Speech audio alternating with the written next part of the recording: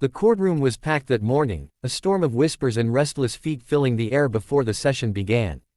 No one expected history to be made in those wooden benches, but sometimes the most unexpected battles are fought in silence until they erupt in moments of truth. "Don't scroll away," the voiceover would say later, "because what happened next will change the way you see justice forever. And if you stay until the end, you'll understand why one act of courage from a single dad veteran transformed not just one life, but an entire courtroom." Stick with this story, and don't forget to like this video and subscribe so more people can hear stories that truly matter. He was sitting in the back row, hands folded, quiet, watching. His name was Daniel, a single dad who had given everything in service to his country and lost more than most could imagine. A combat veteran, scarred both on the outside and deep within, Daniel knew discipline, sacrifice, and pain.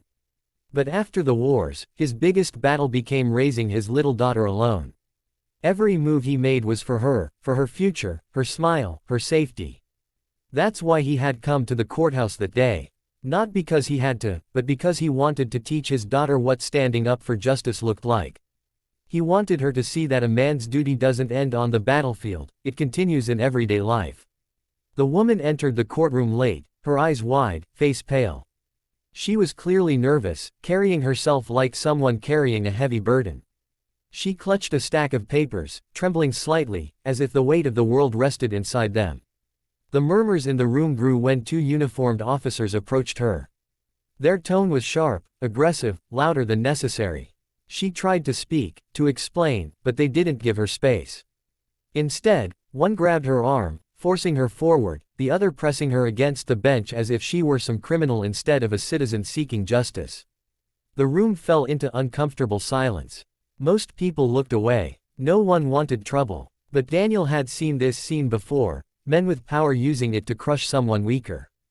In his mind, the memory of war flashed. Villagers being pushed down, innocents caught in the middle. His heart tightened. His daughter squeezed his hand, whispering, "Dad, why are they hurting her?" That was enough. He stood up. "Hey!" His voice boomed across the courtroom, startling everyone. "That's enough." The officers turned, scowling. "Sit down. This isn't your business." But Daniel's eyes didn't flinch.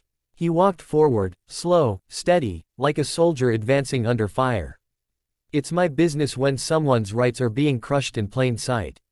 Let her go." His voice carried the weight of someone who had stared death in the face and lived. The officers hesitated, but only for a moment. One shoved him back. "Stay out of it, old man." That was the wrong move. In a flash, the years of training surged through his body. Daniel didn't attack, but he deflected, moved, and within seconds had positioned himself between the woman and the officers. His stance wasn't violent, but protective, a shield. "I don't want a fight," he said firmly, "but I'll stand here until you stop abusing her." His daughter watched wide-eyed, her father turning into the very hero she always believed him to be. The room erupted in chaos, lawyers shouting, people standing, whispers racing like fire. The judge's gavel pounded desperately for order. The woman, catching her breath, stood behind Daniel, her trembling hands now steady, drawing strength from the stranger who defended her when no one else dared. And then, something no one expected happened. The judge, an older man known for his sternness, stopped mid-pound. He looked at the woman carefully, his eyes narrowing. "Enough," he said, his voice firm. "Release her." The officers froze, confused. "Release her now." The courtroom quieted. The officers reluctantly stepped back. The woman adjusted her papers, wiped a tear from her face, and then walked forward, not as a victim, but as if she had just stepped into her rightful place. She moved past the defense table, past the benches, and then, to everyone's shock, she walked behind the bench where the judge sat. He stood, nodded respectfully, and announced, "Court will now hear the case under the authority of Judge Elena Ramirez." Gasps rippled through the room. Daniel blinked in disbelief. His daughter tugged his sleeve. "Dad, she's the judge." "Yes." The woman he had just defended was the newly appointed judge, arriving on her first day in disguise, wanting to see with her own eyes how the system treated ordinary people before she revealed her position. And she had been tested in the harshest way possible. But Daniel's courage had changed everything. She turned toward him, her eyes shining with gratitude. "You reminded everyone in this room what justice is supposed to look like," she said. A voice that speaks when others stay silent. A shield that protects the vulnerable. Today, you taught more than law books ever could. Daniel felt his throat tighten. He wasn't looking for recognition.